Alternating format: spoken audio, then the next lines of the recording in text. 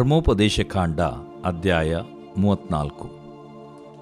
ಮೋಶೆಯು ಮೋವಾಬ್ಯರ ಮೈದಾನದಿಂದ ಯೆರಿಕೋ ಪಟ್ಟಣಕ್ಕೆ ಎದುರಾಗಿರುವ ನೆಬೋ ಪರ್ವತಕ್ಕೆ ಹೋಗಿ ಪಿಸ್ಗಾ ಎಂಬ ಬೆಟ್ಟದ ಶಿಖರವನ್ನು ಹತ್ತಿದನು.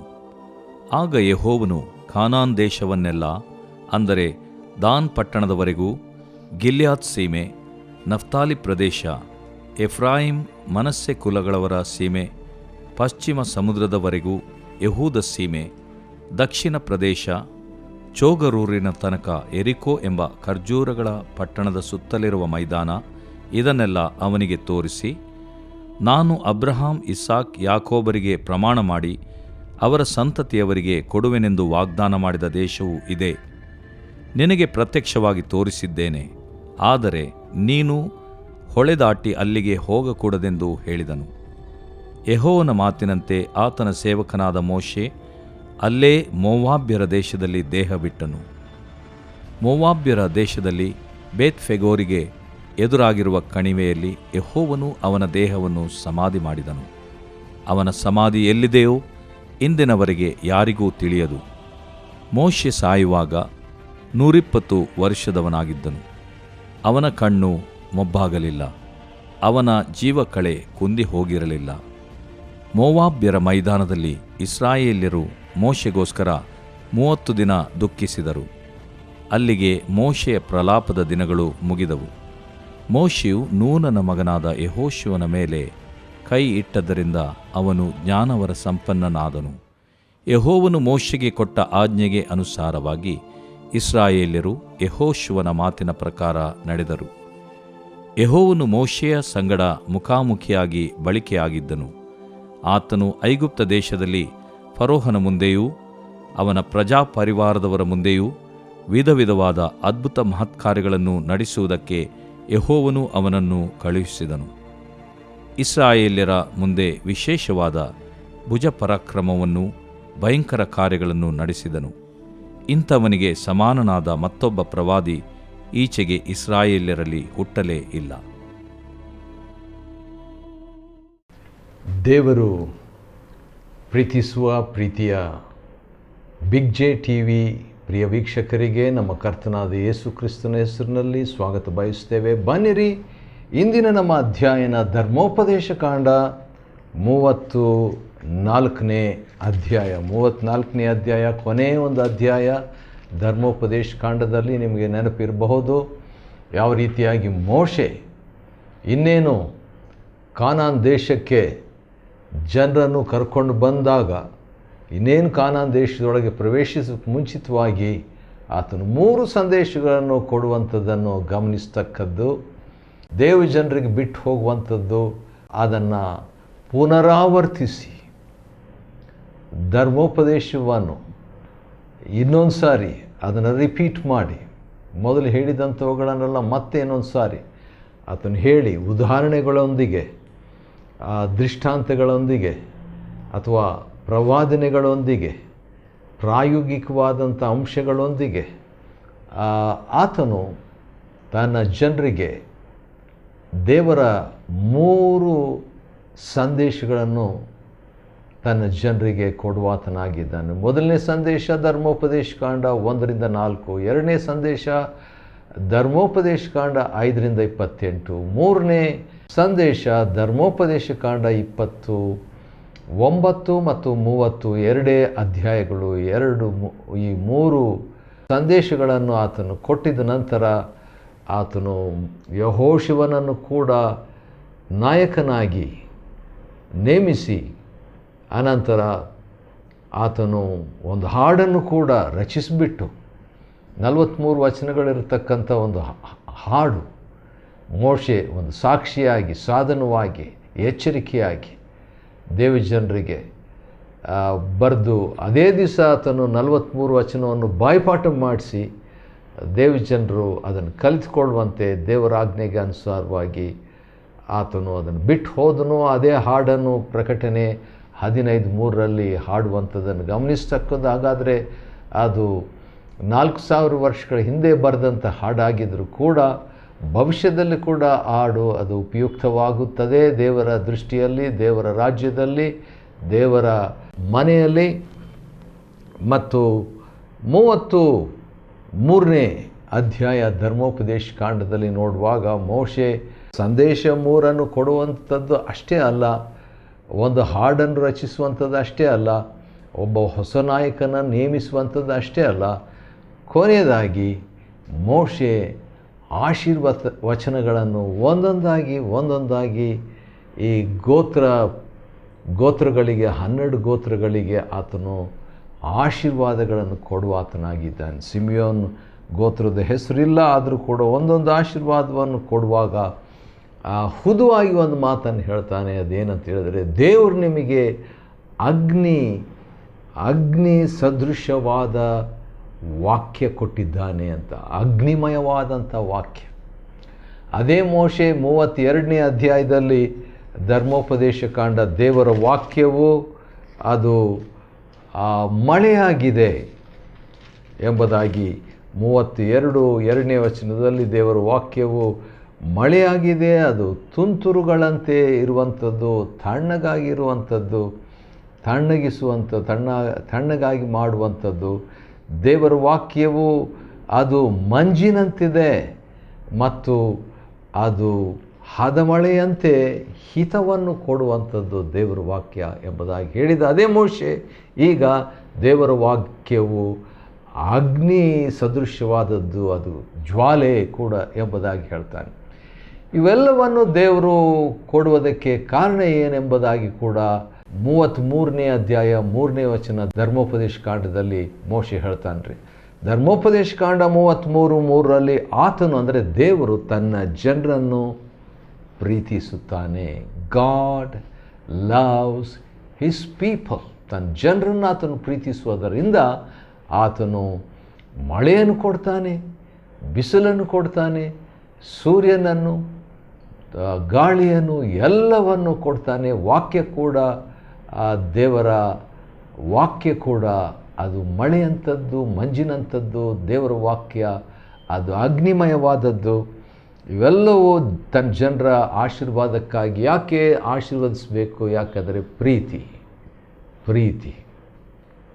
ಈ ರೀತಿಯಾಗಿ ಹೇಳಿದ ಮೇಲೆ ಮೋಶೆಯ ಒಂದು ಕೊನೆಯ ಮಾತು ಏನಾಗಿದೆ ಎಂಬುದಾಗಿ ನೋಡುವಾಗ 33ನೇ ಅಧ್ಯಾಯದ ಕೊನೇ ವಚನದಲ್ಲಿ, ಅಂದರೆ 33ನೇ ಅಧ್ಯಾಯದ 29ನೇ ವಚನದಲ್ಲಿ ಕೊನೇ ಮಾತು ಕನ್ನಡ ಬೈಬಲ್ನಲ್ಲಿ, ನೀವು ಅವರಿಗಿದ್ದ ಎತ್ತರವಾದ ಸೀಮೆಯಲ್ಲಿ ಜಯಶಾಲಿಗಳಾಗಿ ಸಂಚರಿಸುತ್ತೀರಿ. ನೀವು ಜಯಶಾಲಿಗಳಾಗಿರಬೇಕು, ನೀವು ಜಯಶಾಲಿಗಳಾಗಿರ್ತೀರಿ ಎಂಬ ಮಾತನ್ನು ಹೇಳಿ ಮೋಶೆ 33ನೇ ಅಧ್ಯಾಯ ಮುಗಿಯುವಂಥದ್ದಾಗಿದೆ. ಹಾಗಾದರೆ ಮೋಶೆಯ ಕೊನೆಯ ಮಾತು ಜಯಶಾಲಿ. ಒಂದೇ ಮಾತಿನಲ್ಲಿ ಹೇಳಬೇಕಾದ್ರೆ ಜಯಶಾಲಿ. ಯಾರು ಜಯಶಾಲಿ? ನೀವು ಅಂತ ಹೇಳಿದ್ರೆ ದೇವ ಜನರು ಜಯಶಾಲಿಗಳಾಗಿರಬೇಕು. God's people must be overcomers. ಮೋಶೆ ಹೇಳಿದ ಇದೇ ಮಾತನ್ನು ನಮ್ಮ ಕರ್ತನಾದ ಯೇಸು ಕ್ರಿಸ್ತನು ಕೂಡ ಪ್ರಕಟಣೆಯ ಗ್ರಂಥದಲ್ಲಿ 7 ಸಭೆಗಳಿಗೆ ಬರೆಯುವಾಗ 7 ಸಾರಿ ಕರ್ತನಾದ ಯೇಸು ಜಯ ಹೊಂದುವವನಿಗೆ ಹಿ ದಟ್ ಓವರ್ಕಮ್ಸ್ ಎಂಬಂಥ ಮಾತನ್ನು ಯೇಸು ಕರ್ತನು ಕೂಡ ತನ್ನ ಸಭೆ ಜಯಶಾಲಿಯಾಗಿರುವಂಥ ಸಭೆಯಾಗಿರಬೇಕು. ಮೋಶೆ ಕೂಡ ತನ್ನ ಹಳೆ ಒಡಂಬಡಿಕೆಯ ಸಭೆ ಜಯಶಾಲಿಯಾಗಿರಬೇಕು ಎಂಬ ಮಾತು ನಾವು ನೋಡ್ತಕ್ಕದ್ದು. ಅದು ಆಶ್ಚರ್ಯ. ಜಯ ಅಂತ ಹೇಳಿದ ಮೇಲೆ ಹಳೆ ಒಡಂಬಡಿಕೆಯಲ್ಲಿ ಹೌದು ದೈಹಿಕವಾದ ಶತ್ರುಗಳಿದ್ದರು, ಅಕ್ಷರಿಕವಾದ ಲಿಟ್ರಲ್ ಎನಿಮೀಸ್ ಇದ್ದರು. ಆದರೆ ಹೊಸ ಒಡಂಬಡಿಕೆಯಲ್ಲಿ ವೈರಿಗಳು ನಮ್ಮ ಒಳಗೇ ಇವೆ. ಕೋಪ, ದ್ವೇಷ, ಹೊಟ್ಟೆ ಕಿಚ್ಚು, ಗರ್ವ, ಮೋಹ, ಹಣದಾಶೆ, ಹೀನೈಸುವಿಕೆ, ಚಿಂತೆ, ತೀರ್ಪು ಮಾಡೋದು, ಇವೆಲ್ಲ ವೈರಿಗಳ ಮೇಲೆ ಜಯ ಹೊಂದುವಾಗ, ಸೈತಾನನ ಮೇಲೆ ಜಯ ಹೊಂದುವಾಗ, ದುರಾತ್ಮಗಳ ಮೇಲೆ ಜಯ ಹೊಂದುವಾಗ ನಾವು ಜಯಶಾಲಿಗಳಾಗಿ, ಕೇವಲ ಜಯಶಾಲಿಗಳೆಲ್ಲ ಪೂರ್ಣ ಜಯಶಾಲಿಗಳಾಗಿರುವಂತೆ ದೇವರ ಬಯಕೆ, ದೇವರ ಅಪೇಕ್ಷೆ. ಇವೆಲ್ಲಕ್ಕೂ ಮೂಲ ಹೇಗೆ ಜಯ ಹೊಂದೋದಂತ ಹೇಳಿದ್ರೆ ಒಂದೇ ಮಾತಿನಲ್ಲಿ ಹೇಳಬೇಕಾದ್ರೆ ಭಾಳ ಮಾತುಗಳು ಬೇಡ. ಒಂದೇ ಮಾತು, ಅದೇನಂತ ಹೇಳಿದ್ರೆ ಪ್ರೀತಿ.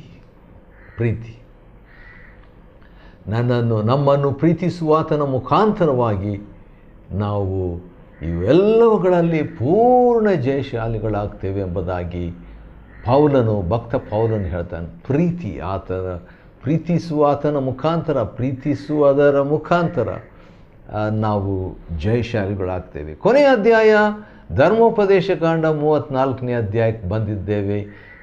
ದೇವರ ಕೃಪೆಯಿಂದ ನಾವು ಈ 34 ಅಧ್ಯಾಯಗಳಿರುವಂಥ ಈ ಪುಸ್ತಕವನ್ನು ಮುಗಿಸ್ತಾ ಇದ್ದೇವೆ. ಇವತ್ತು 34ನೇ ಅಧ್ಯಾಯದಲ್ಲಿ ಮೋಶೆಯು ಕಾನಾನ್ ದೇಶವನ್ನು ದೂರದಿಂದ ನೋಡುವಂಥ ಒಂದು ಅವಕಾಶ ಸಿಗುವಂಥದ್ದನ್ನು ಗಮನಿಸ್ತಕ್ಕದ್ದು.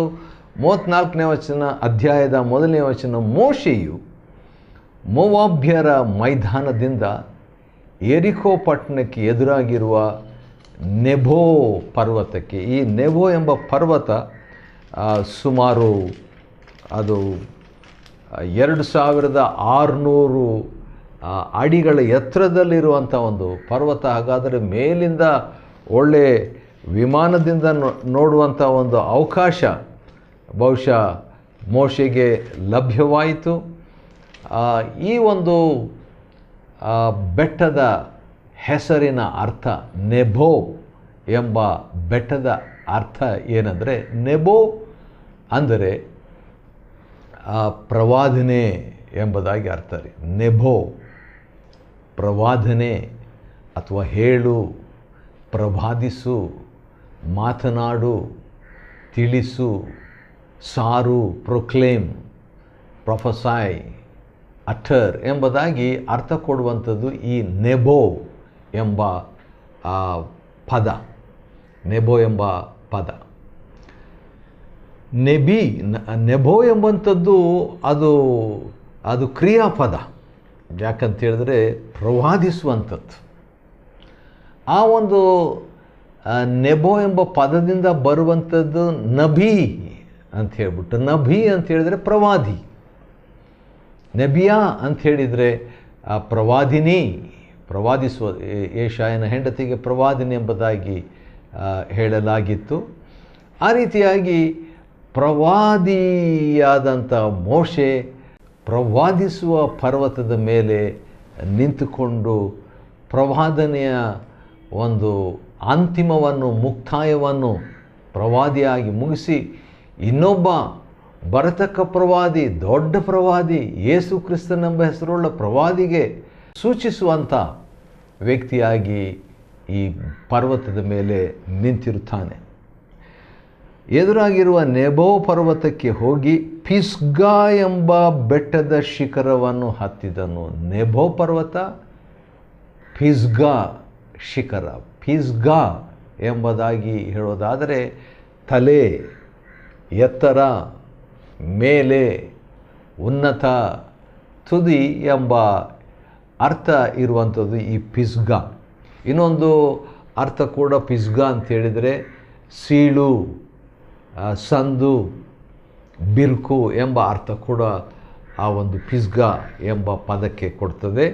ಯಾವ ರೀತಿಯಾಗಿ ಮೋಶೆ ಒಂದು ಉನ್ನತವಾದಂಥ ವ್ಯಕ್ತಿಯಾಗಿ, ಹೀರೋವಾಗಿ ಈ 5 ಪುಸ್ತಕಗಳು, ಆದಿಕಾಂಡ, ವಿಮೋಚನಕಾಂಡ, ಯಾಜಕಕಾಂಡ, ಅರಣ್ಯಕಾಂಡ, ಧರ್ಮೋಪದೇಶ ಕಾಂಡ ಎಂಬ ಪಂಚಗ್ರಂಥವನ್ನು ಬರೆದು ದೇವರಿಗಾಗಿ ಮಹತ್ತಾದ ಕಾರ್ಯಗಳನ್ನು ಸಾಧಿಸಿ ಅವನು ಈಗ ದೇಹ ಬಿಡುವಂಥ ಒಂದು ಸಮಯ, ಭಾಳ ಉದ್ವೇಗದ ಒಂದು ದೃಶ್ಯ, ಮೂವಿಂಗ್ ಎಮೋಷ್ನಲ್ ಸೀನ್ ಅಂಥ ಒಂದು ಸಂದರ್ಭದಲ್ಲಿ ಆಗ ಯೆಹೋವನು ದೇಶವನ್ನೆಲ್ಲ, ಅಂದರೆ ಇವನು ಬೆಟ್ಟವನ್ನು ಹತ್ತಿದ್ದಾನೆ, ದಾನ್ ಪಟ್ಟಣದವರೆಗೂ, ಗಿಲಿಯಾದ್ ಸೀಮೆ, ನಫ್ತಾಲಿ, ಎಫ್ರಾಯಿಮ್, ಮನಸ್ಸೆ ಕುಲಗಳವರ ಸೀಮೆ ಮತ್ತು ಪಶ್ಚಿಮ ಸಮುದ್ರದವರೆಗೂ, ಯೆಹೂದ ಸೀಮೆ, ದಕ್ಷಿಣ ಪ್ರದೇಶದಲ್ಲಿ ಚೋಗರೂರಿನ ತನಕ, ಯೆರಿಕೋ ಎಂಬ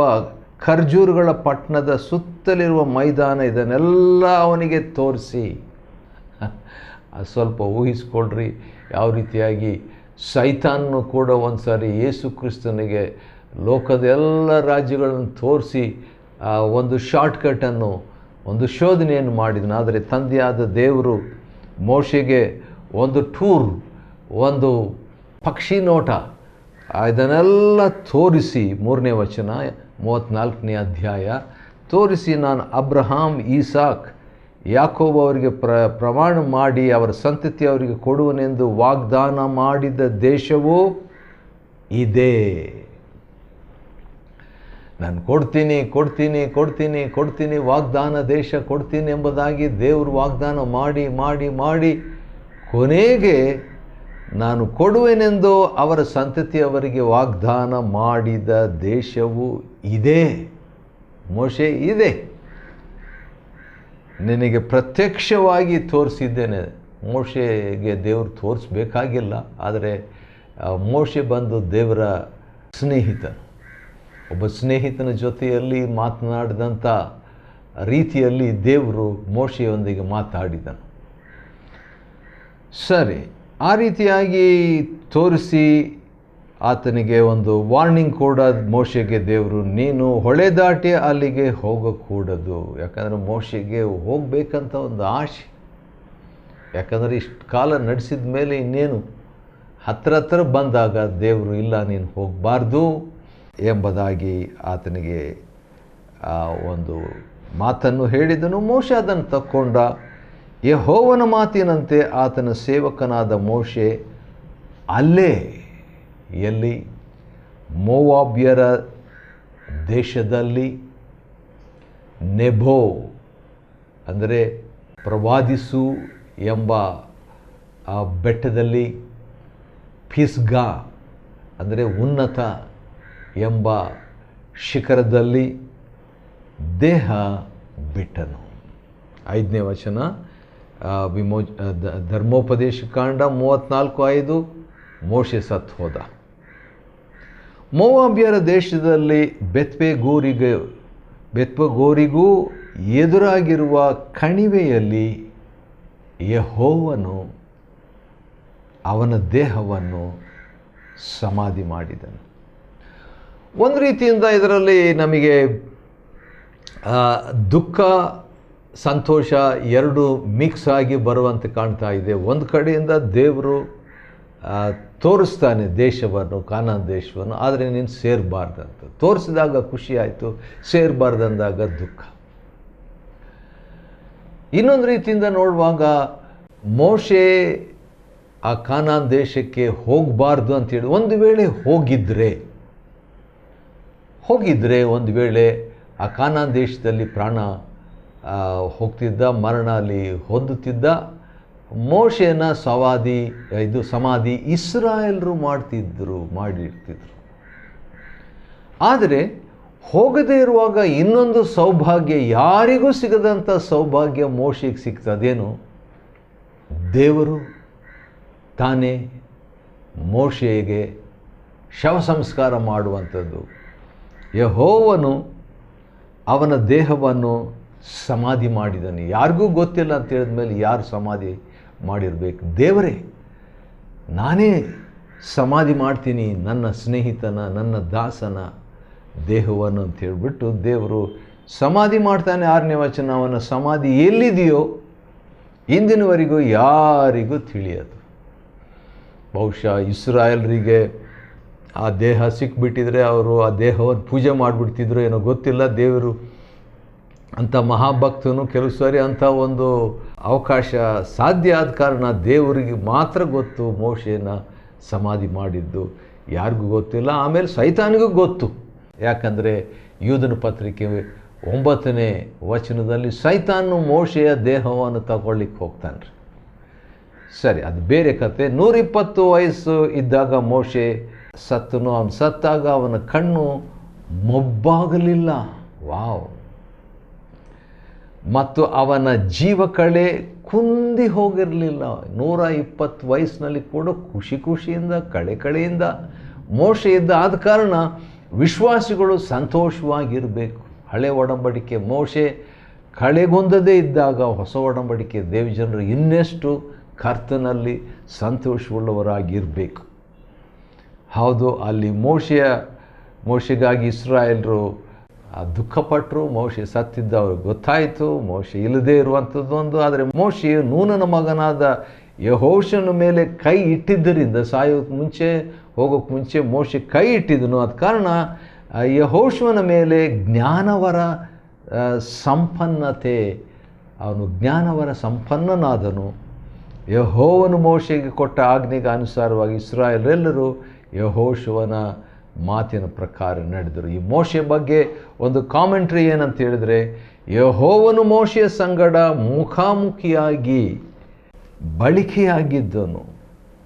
ಅವನು ಇಸ್ರಾಯೇಲರ ಮುಂದೆ ವಿಶೇಷವಾದ ಭುಜಪರಾಕ್ರಮವನ್ನು, ಭಯಂಕರ ಕಾರ್ಯಗಳನ್ನು ನಡೆಸಿದನು.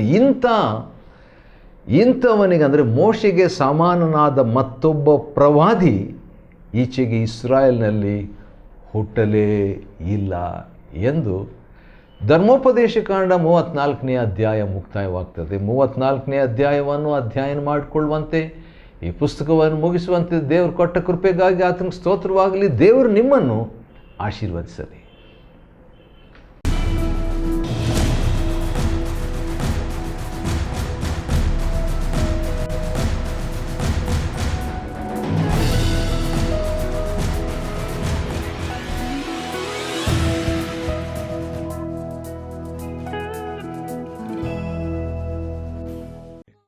Chapter 34. And Moses went up from the plains of Moab unto the mountain of Nebo, to the top of Pisgah, that is over against Jericho. And the Lord shewed him all the land of Gilead unto Dan, and all Naphtali, and the land of Ephraim and Manasseh, and all the land of Judah unto the utmost sea, and the south, and the plain of the valley of Jericho, the city of palm trees, unto Zoar. And the Lord said unto him, This is the land which I swear unto Abram, unto Isaac, and unto Jacob, saying, I will give it unto thy seed.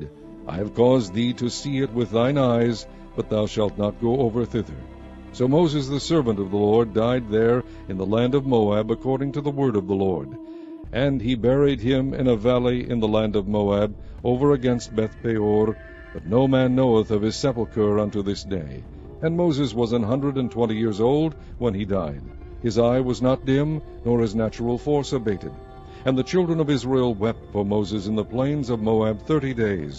So the days of weeping and mourning for Moses were ended. And Joshua the son of Nun was full of the spirit of wisdom, for Moses had laid his hands upon him. And the children of Israel hearkened unto him, and did as the Lord commanded Moses. And there arose not a prophet since in Israel like unto Moses, whom the Lord knew face to face, in all the signs and the wonders which the Lord sent him to do in the land of Egypt to Pharaoh, and to all his servants, and to all his land, and in all that mighty hand, and in all the great terror which Moses shewed in the sight of all Israel.